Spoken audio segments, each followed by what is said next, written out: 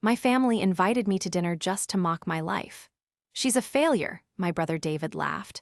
Pathetic, my mother Madeline agreed. I walked out, smiled, and made the call that canceled their life-saving investment. They didn't know the investor was me. Before we continue today's story, we have an urgent announcement to make. Due to technical issues, we are pivoting towards another channel. Please subscribe to our new channel, Kin and Karma. You can find the link in the video description, the pinned comment, and the collaboration tag on this video. Make sure to switch over now so you don't miss out. Thank you for your support. Now back to the story. The rain was coming down in sheets, the kind of heavy, relentless downpour that made the windshield wipers work overtime just to keep a patch of visibility clear. I sat in my rental car, a modest, gray sedan that smelled faintly of lemon air freshener and stale coffee, staring up at the house I had grown up in. It was a sprawling, colonial-style estate, illuminated by floodlights that cut through the storm.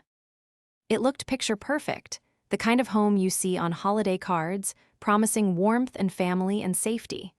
But my stomach was twisting into tight, painful knots, a physical reaction I had developed over the last decade whenever I came within 5 miles of this driveway. I checked my reflection in the rearview mirror. I looked tired. The dark circles under my eyes were genuine, though not for the reasons my family assumed. They thought I was exhausted from the grind of poverty, from the struggle of being a freelancer with no direction, as my father, Nathan, liked to put it. The truth was, I had just flown in from Tokyo after closing a $40 million acquisition for a client who needed discretion above all else.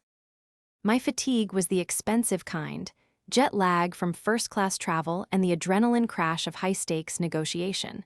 But I didn't wear my success. I wore a simple, unbranded trench coat and comfortable boots. To the untrained eye, I looked like I was scraping by. To the trained eye, the fabric of my coat was vicuna wool, but my family had never had trained eyes.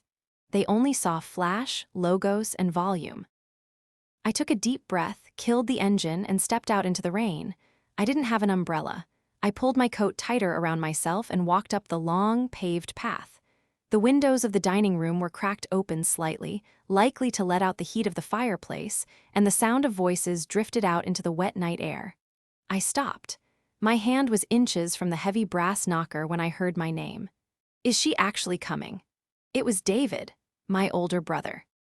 His voice had that familiar, sneering edge, the sound of a man who needed to put others down to feel tall. I mean, really? I thought she couldn't afford the gas money. I froze. The rain plastered my hair to my forehead, but I didn't move. "Oh, she'll come," my mother, Madeline, replied. I could hear the clink of crystal against glass. She was probably nursing her 3rd glass of Chardonnay. "She needs the free meal, David. You know how Caroline is. She drifts from one little project to another. It's embarrassing, really." "It's pathetic," David scoffed. There was a pause, and I imagined him leaning back in his chair, the golden child who could do no wrong. I saw her shoes last Christmas. Scuffed, old. I almost offered her $50 just to go away, but I didn't want to insult her pride. Whatever pride a 38-year-old failure can have, anyway. "She has no career, no love life. She's a walking failure," Madeline sighed, the sound heavy with theatrical disappointment. "I just hope she doesn't ask for a loan tonight. You know Nathan is already stressed about the merger." "Don't worry," Nathan's voice grumbled, deep and dismissive. "I won't give her a dime. She needs to learn. She'll never be worth anything until she hits rock bottom." "She's already there, Dad," David laughed, a cruel, barking sound. "She's been at rock bottom for 10 years. She's just too stupid to realize it." I stood there on the porch, the water dripping off my nose, my hand still hovering near the door. Every word was a precise, calculated strike. They weren't just venting, they were entertaining themselves. My pain, my supposed struggle, was their dinner theater. I closed my eyes. For a moment, I felt 12 years old again, listening to them critique my report card, telling me I wasn't as bright as David, wasn't as charming as David. But then, the cold wind hit my face and the feeling shifted. The sadness evaporated, replaced by a cold, hard clarity. It was a sensation I knew well from the boardroom. It was the feeling of knowing you held all the cards while the other side was still bluffing. I lowered my hand. I didn't knock. "She'll never be worth anything," Nathan had said. I looked at the warm glow of the window, seeing their silhouettes moving inside, comfortable and arrogant. They had no idea who was standing outside their door. They had no idea that the merger Nathan was stressed about and the investor David was bragging about were all tied to the same source. The betrayal of their cruelty didn't break me this time. It calcified me. I stepped back from the door, moving quietly so the gravel wouldn't crunch too loudly under my boots. The rain felt different now, less like a miserable assault and more like a cleansing wash. I walked back to my rental car, not with the slumped shoulders of the defeated daughter they expected, but with the stride of the CEO I was. I sat in the driver's seat, the engine off, the darkness of the car wrapping around me like armor. My hands were shaking, not from cold, but from adrenaline. It was the fight-or-flight response, but I was done flying. I reached into the inner pocket of my coat and pulled out my phone. It was a secure line, encrypted, the only tool I truly needed to run my empire. I swiped the screen and dialed a number I knew by heart. It rang once. "Caroline." The voice on the other end was sharp, alert. It was Marcus, my chief of operations. He was in London, which meant it was the middle of the night for him, but Marcus never slept when a deal was in the red zone. "I didn't expect to hear from you until after the family dinner. Everything all right?" "The dinner is cancelled," I said, my voice steady, surprisingly calm even to my own ears. "I'm not going in." "Okay," Marcus said slowly, sensing the shift in my tone. "Do you want me to rebook your flight to New York? We can have the jet ready in 2 hours." "No," I said, staring at the front door of my parents' house. I saw the shadow of my brother move across the window. He was probably refilling his drink, celebrating his own magnificence. "Not yet. I have some business to conclude here first." "Understood," regarding the Apex project. Apex was the internal code name for the capital injection David's real estate firm was desperate for. He had been courting a mysterious shell company, Obsidian Holdings, for 6 months. He thought he was dealing with a faceless conglomerate of European investors. He had no idea he was dealing with his little sister. "Yes," I said. "Where are we in the process?" "The contracts are on his desk," Marcus replied. "He's scheduled to sign tomorrow morning at 9:00 a.m. Once he signs, the funds, $5 million, transfer immediately to cover his liquidity issues. He's already leveraged his personal assets against it, Caroline. If he doesn't get this money, the bank calls his loans by Friday." I watched the house. I could almost hear David's laughter echoing in my mind. "She's a walking failure." "Pull it," I said. Silence on the other end. Even Marcus, who had seen me dismantle hostile takeovers with a smile, seemed paused by the suddenness. "Pull the deal. Caroline, they've spent months on due diligence. If we pull out the night before signing." "Terminate the offer, Marcus. Send the official notice. Cite alignment issues regarding the board's ethical standards. Send it to his personal email and his work email. Now." "He'll be ruined," Marcus said, his voice neutral, just stating the fact. "He has leveraged everything. The house, the cars, even your parents' equity is tied into the collateral for the bridge loans he took out expecting this cash." "I know," I whispered. "Do it." "Consider it done. Anything else?" "Yes, the audit we ran on his firm during the due diligence phase. The discrepancies we found in the accounts." "The embezzlement," Marcus clarified. "The $300,000 he siphoned off to pay for his mistress's condo. We were going to overlook that as part of the restructuring." "Don't overlook it," I said, my eyes narrowing as I watched the front porch light flicker. "Package it. Send the full forensic accounting report to his partners. And copy my father, Nathan, on the email. He's the chairman of the board after all. He should know how his son does business." "Scorched earth," Marcus murmured. "I like it. I'll initiate the protocols immediately.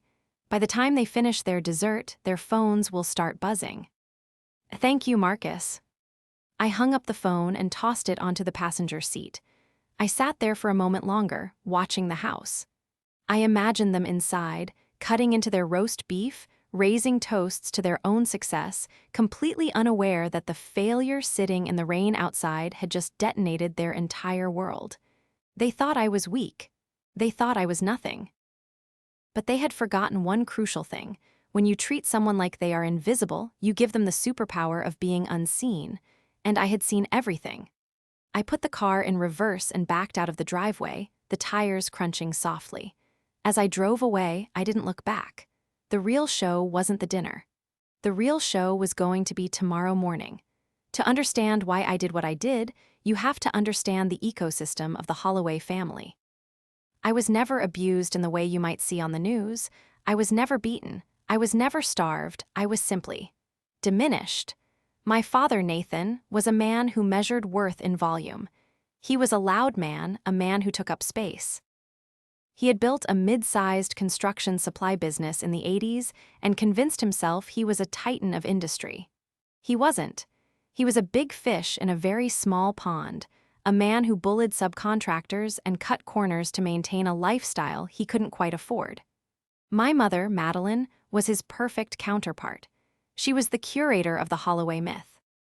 She spent her days managing appearances, serving on charity boards not because she cared about the causes, but because she wanted her picture in the local paper. To Madeline, children were accessories. And then there was David. David was 5 years older than me, and from the moment he could walk, he was the prince. He was loud like Nathan, charming in a shallow, salesman kind of way, and utterly devoid of a moral compass. Growing up, if David broke a window, it was high spirits. If I dropped a plate, I was clumsy and careless. If David got a C in math, the teacher was incompetent. If I got an A, it was expected and barely acknowledged. I spent my 20s trying to buy their love with achievements. I went to a top university on a full scholarship. When I told them, Nathan just grunted and asked why I didn't go to the state school where David had pledged his fraternity. I graduated with honors. They didn't come to the ceremony because David had a minor crisis with a girlfriend that required their full attention. That was the turning point. At 22, I realized that no matter what I did, I would never be David. I would never be enough. So I stopped trying to be their daughter and started trying to be myself. I moved to the city. I started my first company, a small consultancy firm for crisis management. I was good at it. I was good at seeing patterns, at predicting fallouts. I was good at cleaning up messes because I had spent my whole life navigating the mess of my family's emotions. By 30, I had sold that firm for 7 figures. By 35, I had founded Obsidian. But I never told them. Why? Because I knew them. If I had told Nathan I was a millionaire, he would have demanded I invest in his failing projects. If I had told Madeline, she would have criticized my clothes, my house, my choices, all while spending my money. If I had told David, he would have tried to exploit me. So, I created a persona. When I visited, I wore old clothes. I talked vaguely about freelance writing and struggling with rent. I let them believe I was the failure they needed me to be. It made them feel superior. It made them feel safe. And it gave me a front row seat to their rot. David had taken over the family business 5 years ago, or rather, Nathan had handed it to him. Since then, it had been a slow-motion car crash. David had pivoted from supply to high-end development. He wanted to be a real estate mogul. He bought land he couldn't develop. He hired contractors he couldn't pay. He leased a Porsche 911 he couldn't afford and wore a fake Rolex that he claimed was a vintage heirloom. He was drowning. I knew this because Obsidian's analysts had been tracking him. 3 months ago, David had approached a broker looking for a miracle. He needed $5 million to finish a luxury condo complex that was currently just a muddy hole in the ground. Without the cash, the bank would foreclose on the land, and because Nathan had co-signed the loans, the foreclosure would wipe out my parents' retirement fund and their house. They were all standing on the edge of a cliff, holding hands, and David was about to jump, pulling them all down with him. The broker he found was one of mine. I had set the trap carefully. I had authorized the creation of a shell company, Obsidian Holdings, specifically to entertain David's proposal. We had strung him along for weeks, asking for more documents, more audits, forcing him to reveal every dirty secret of the business. We found everything: the falsified invoices, the tax evasion, and the most damning piece of all, the embezzlement. David wasn't just bad at business. He was stealing from the company accounts, draining what little liquidity they had to fund a secret life. The man I had seen through the window, laughing at my poverty, was a criminal. The antagonist of my life wasn't just a mean brother. He was a parasite who was about to destroy my parents, and they were cheering him on while he did it. They thought the investor was their savior. They had spent the last week pre-spending the money.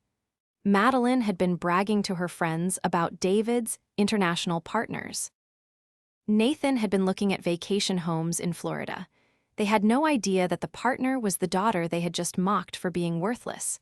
I sat in my hotel room that night, staring at the rain against the glass. I had pulled the trigger. The deal was dead. The emails were sent. Tomorrow, the laughter would stop. The next morning, the rain had stopped, leaving behind a sky the color of a bruise, a mottled gray and purple that promised nothing but cold. I woke up early in my hotel room, a suite I had booked under a corporate alias, M. Reeves, to avoid any accidental run-ins. The bed was enormous, the sheets crisp and expensive, a stark contrast to the futon I pretended to sleep on when I visited my parents. I ordered coffee, black, and opened my laptop. It was 7:00 a.m. The first email from Marcus was already waiting. Subject: deployment confirmed. I clicked it open. Attached were the timestamps. At 10:15 p.m. last night, while my family was likely just finishing their dessert and moving on to brandy, the termination notice had hit David's inbox.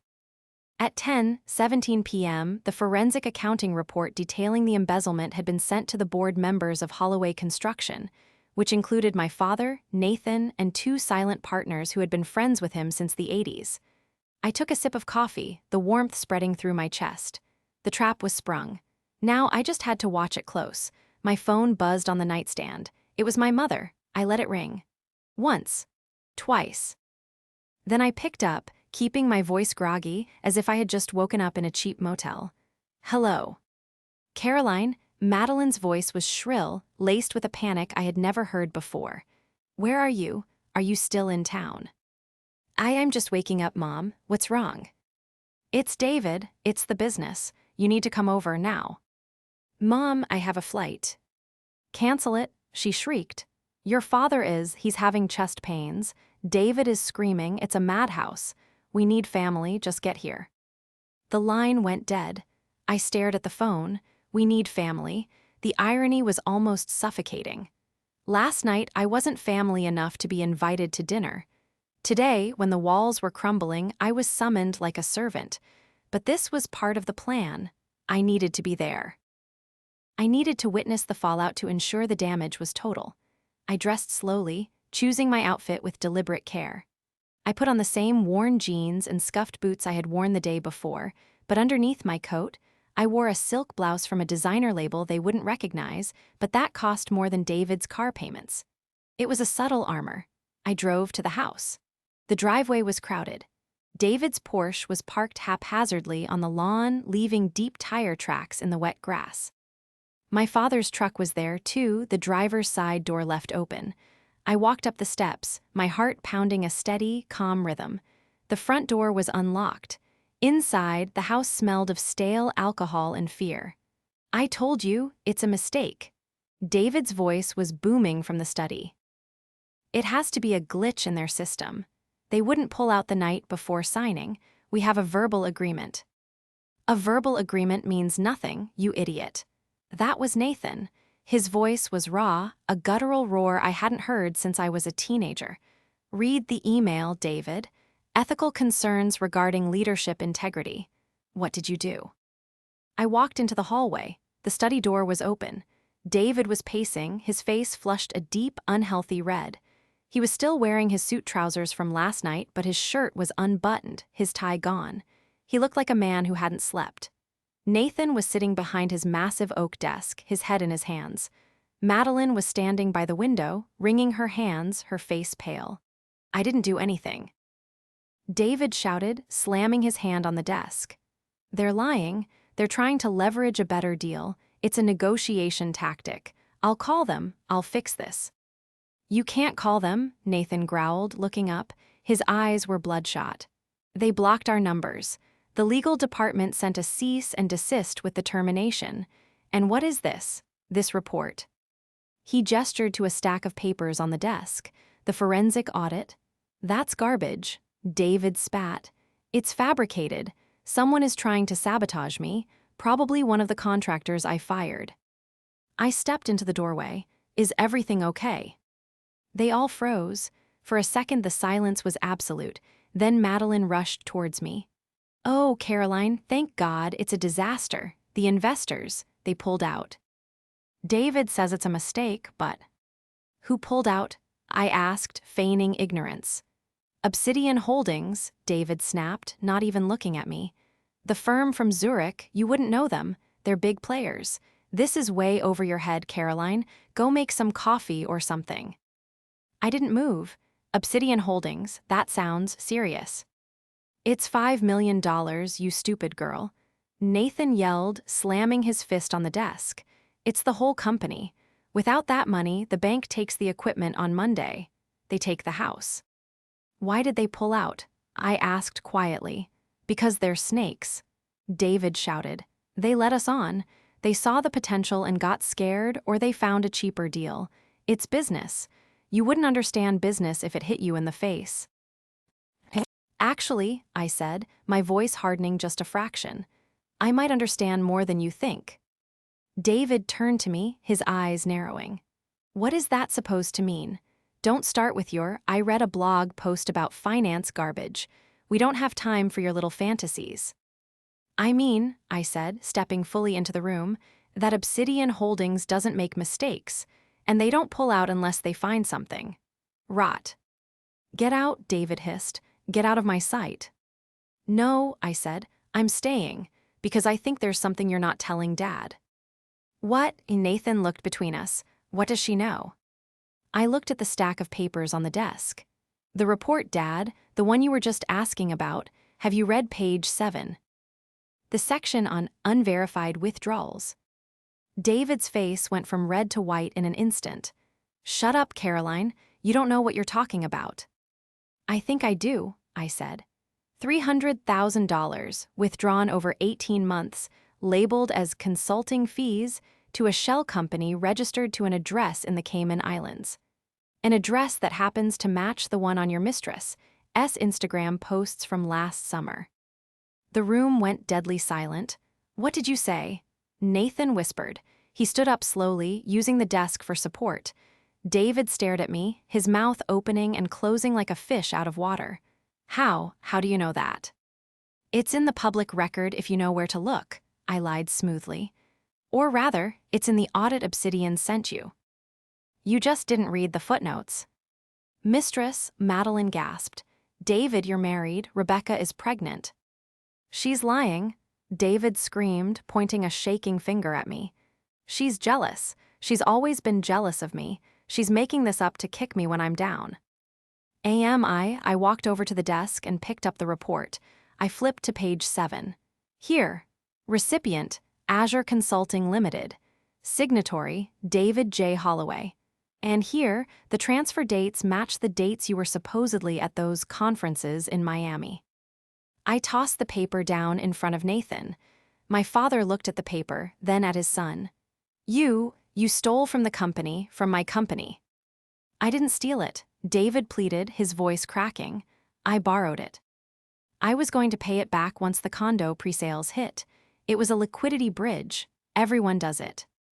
A liquidity bridge to a Cayman account. I asked dryly, for a woman who isn't your wife. You shut your mouth. David lunged at me, his hand raised. I didn't flinch. I didn't step back. I just looked him in the eye, and for the first time in my life, I saw fear there.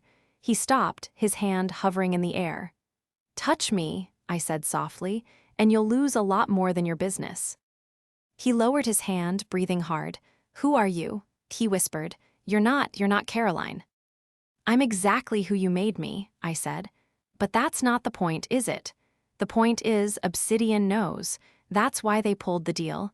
They don't partner with embezzlers. I can fix it. David turned back to Nathan. Dad, listen, we can explain it. We can say it was an accounting error. We can reclassify the funds if we just get them back on the phone. They won't take your call, I said. How do you know?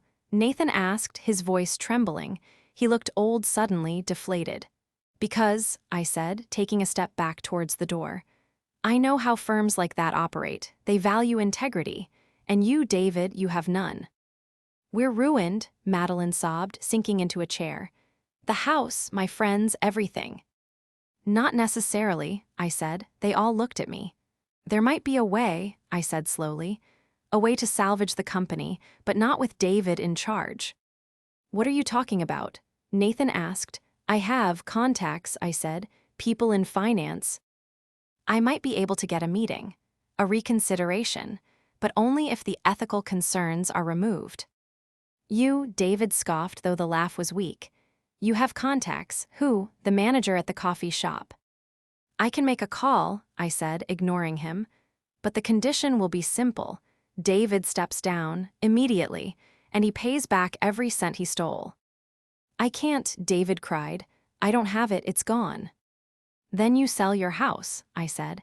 You sell the Porsche, you liquidate your assets, or you go to jail. Because if Obsidian reports this to the SEC, it's federal fraud, David. She's right, Nathan said. His voice was cold. She's right. Dad, David looked betrayed. You're listening to her, the failure. She's the only one offering a lifeline. Nathan yelled. And you thief, you stole from me. I'll make the call, I said, pulling out my phone, but I need a decision, now. The room was heavy with a silence so thick it felt like physical pressure. Nathan stared at his son, seeing him clearly for the first time in decades. The golden boy was tarnished, covered in the grime of his own greed. Do it, Nathan said, his voice a rasp. Call them. Dad, no, David protested, grabbing his arm. You can't let her take over. She's a nobody. She's bluffing. I'm not taking over, I said calmly. I'm just the messenger, and I'm not bluffing. I dialed Marcus's number again, putting it on speaker but keeping the volume low. Yes, Marcus answered. He sounded professional, detached. I'm with the board of Holloway Construction, I said, my voice shifting into a slightly more formal register. They are aware of the discrepancies. They are prepared to take immediate corrective action. If the CEO is removed effective immediately and full restitution is made, would Obsidian reconsider the partnership? There was a pause. Marcus, playing his part perfectly, let the silence stretch. That would depend, Marcus said. The breach of trust was significant. Who would be the interim leadership? I looked at Nathan. He looked lost. Nathan Holloway will resume full control, I said, with oversight from an external auditor appointed by your firm. And the funds? Marcus asked. The misappropriated $300,000 will be returned within 48 hours, I said, looking at David. Liquidated from personal assets. David looked like he was going to vomit. Very well, Marcus said. If we receive a formal resolution from the board within the hour confirming the CEO's termination and the repayment schedule, we will. Pause the cancellation. We will not commit to funding yet, but we will reopen the file. Thank you, I said and hung up. I looked at them. You have 1 hour. This is insane, David muttered, pacing again. I can't sell the house in an hour. Rebecca will kill me. Then draft a promissory note, I said. Sign over your equity in the company to Dad, use that as collateral, but you have to resign. Now. Nathan walked behind his desk. He opened a drawer and pulled out a fresh sheet of letterhead. He picked up a pen. Write it, he said to David. I, David Holloway, hereby resign as CEO. Dad, please, David begged. Tears were streaming down his face now. Don't do this. She's manipulating you. Look at her. She's enjoying this.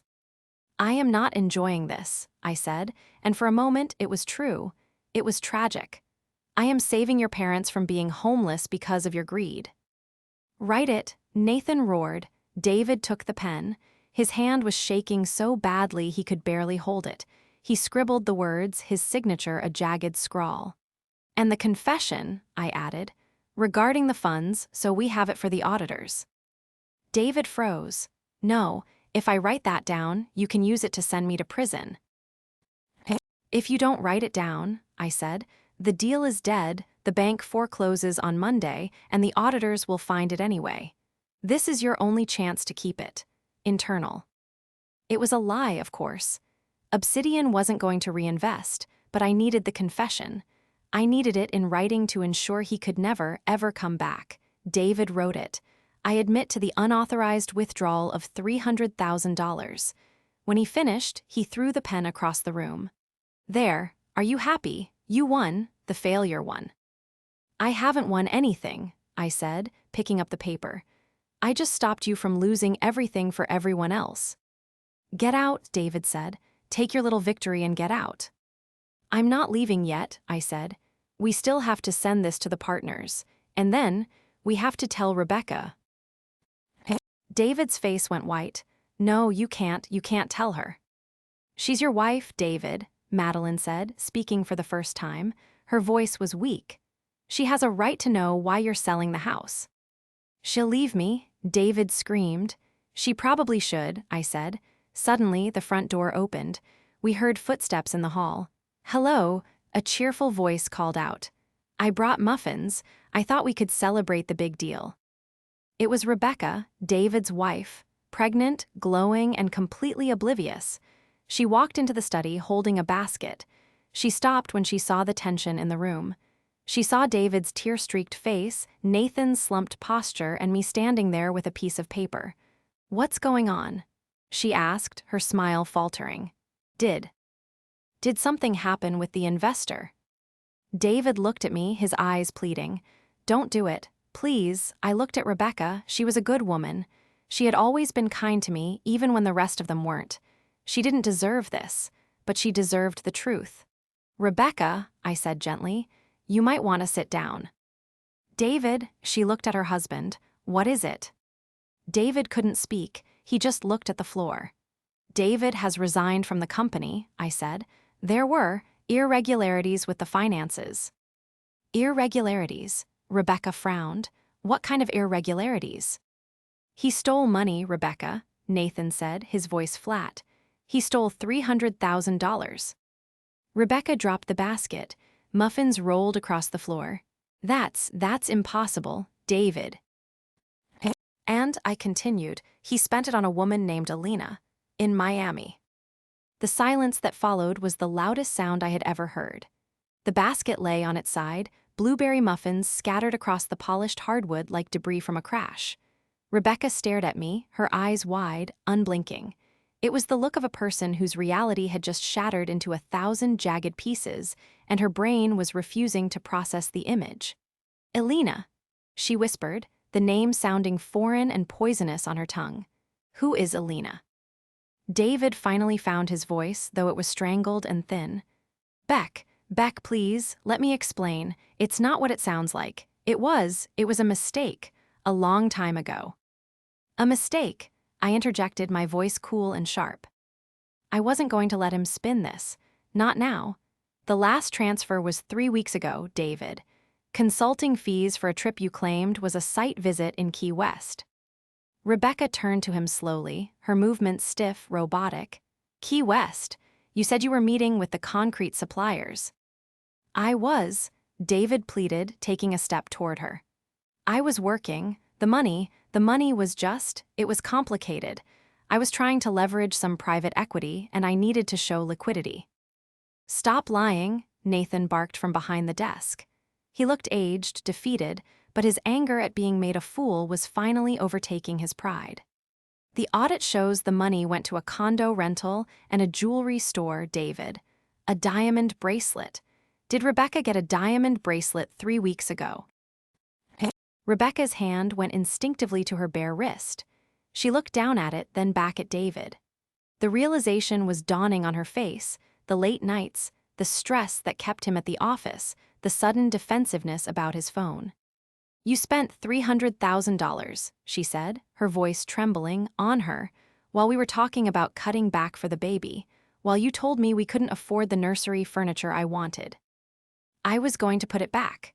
David yelled, tears streaming down his face now, a grotesque mix of panic and self-pity. Once the obsidian deal went through, I was going to replace it all. No one would have known. It was a loan. From my retirement, Madeline shrieked suddenly, finding her voice. She stood up, her face blotchy and red. You stole from us, from your father and me. We trusted you with everything. I did it for the family. David roared back, cornered and desperate. To keep up appearances. You always wanted me to be the big shot, Mom. You pushed me to take the CEO role. You wanted the country club membership and the new cars. I did it to keep your lifestyle afloat. Don't you dare blame me for your whoring. Madeline screamed, rushing at him. She slapped him across the face, a sharp crack that echoed in the silent room. David stumbled back, holding his cheek. He looked at me with pure venom. This is your fault, he hissed. You did this. You came here to destroy us because you're jealous.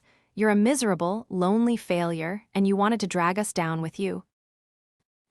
I stood my ground, watching the chaos unfold. This was the family that had called me worthless. This was the brother who had mocked my shoes. They were tearing each other apart over money and lies, revealing the rot at their core. I didn't do this, David, I said calmly. You did. I just turned on the lights. Get out, he screamed. Get out of my house. It's not your house anymore, I reminded him. You just signed it over to Dad as collateral, remember. He froze. The reality of the document he had signed in panic hit him. And as for the obsidian deal, I continued, deciding it was time for the final blow. I walked over to the desk and picked up my phone. You can stop waiting for that call. What? Nathan asked, looking up. You said you could fix it. I said I could make a call, I corrected. I didn't say I would ask them to invest. I am the investor, Dad. The room went silent again. Even Rebecca stopped crying to look at me. What? David whispered. Obsidian Holdings isn't a Swiss conglomerate, I said. It's my firm. I founded it 6 years ago. I am the CEO. I am the one who approved the due diligence. I am the one who hired the forensic accountants. And I am the one who decided not to give you a single cent. You're lying, David stammered. You're a freelancer, you're broke. I have a net worth of over $40 million, I said, my voice steady and devoid of arrogance, just stating facts. I own 3 companies. I sit on the board of 2 charities that Mom only dreams of getting invited to. And the reason I never told you is because I knew exactly what you would do. I looked at Madeline. You would have treated me like a bank. I looked at Nathan. You would have tried to control it. I looked at David, and you would have tried to steal it. So, I finished, I became the failure you needed me to be, until you became a threat to the only people I actually care about protecting your victims. I turned to Rebecca. I'm sorry you had to find out this way, but the forensic report is in your email. My team sent it to you 5 minutes ago. You'll need it for the divorce lawyer. I've also taken the liberty of paying the retainer for one of the best firms in the city. They're expecting your call. Rebecca looked at me, stunned, tears still wet on her cheeks. You did that for me. You were the only one who ever asked me how my day was, I said softly. You deserve better. David lunged. It was a desperate, animalistic move. He came at me with his fists raised, screaming something unintelligible, but Nathan was faster. The old man, energized by fury and betrayal, stepped in front of me and shoved his son back. Hard, David stumbled over the muffin basket and fell onto the floor. Don't you touch her, Nathan growled, standing over him. She's twice the man you are. David lay there, panting, looking up at his father, his mother, his wife, and me. He was alone, truly, completely alone. The next few hours were a blur of logistics and tears, but for once I wasn't the one crying. Rebecca left first. She packed a bag, took the keys to her own car, the one David hadn't leased, and drove to her sister's house. She hugged me before she left, holding on tight. Thank you, she whispered. It hurts, but thank you for saving me from a lie. David was escorted out by Nathan. My father, in a moment of grim efficiency, had called the company's security team to retrieve the company car and laptop. David left on foot, walking down the driveway in his expensive suit, shouting obscenities that the wind carried away. I stayed behind with my parents for a little while. We sat in the living room, the silence heavy but different now. It wasn't the silence of judgment, it was the silence of shame. "Caroline," Madeline started, her voice trembling. She looked small, stripped of her pretenses. We didn't know about your success. Why didn't you tell us?" "Would it have mattered?" I asked, looking at her. "Would you have loved me more, or would you just have loved what I could give you?" She looked down at her hands. She didn't answer. That was answer enough. "I'm leaving now," I said, standing up. "I have a flight back to Tokyo in 3 hours." "Wait," Nathan said. He stood up, looking uncomfortable. "About the company, with David gone, we're in trouble. The debt." "I know," I said. "The $5 million hole is still there." Is there any chance?" he asked, hope flickering in his eyes. "Since it's your money, could we work something out, a loan? I could give you equity." I looked at him. Even now, after everything, the instinct was to ask, to take. "No," I said firmly. "Obsidian doesn't invest in failing businesses with bad leadership. And frankly, Dad, you let this happen. You watched him spend money he didn't have and cheered him on." He flinched, "But," I added, "I have purchased the debt from the bank." "What?" "I bought the loans this morning," I said. "I am now your primary creditor. You won't be foreclosed on next week. You have 6 months. Sell the heavy equipment, downsize the operations. Sell this house if you have to, pay me back. If you do that, you can retire with some dignity. If you don't, I will foreclose. And I won't hesitate." Nathan stared at me. It wasn't charity, it was business. And for the first time, he respected me. "Understood," he said, nodding slowly. "Thank you, Caroline." I walked to the door. "Caroline," Madeline called out, Will we see you for Christmas?" I stopped, my hand on the doorknob. I thought about the years of snide comments, the lonely holidays, the feeling of being an outsider in my own home. "I don't think so," I said without turning around. "I think I'll be busy. I have a company to run." I walked out into the cool, clean air. The rain had stopped completely and the sun was breaking through the clouds. My rental car was waiting. I got in, started the engine, and drove away. I didn't look back at the house. I didn't need to. I knew exactly what was happening inside, the reckoning of a lifetime. My phone buzzed. It was a text from Marcus. "Board resolution received. David is out. Rebecca's lawyer has been briefed. The acquisition of the debt is complete." "Well done, boss," I smiled. It wasn't a smile of vengeance, really. It was a smile of freedom. I had finally stopped trying to be their daughter and fully embraced being myself. And for the first time in 38 years, I wasn't the one paying the price.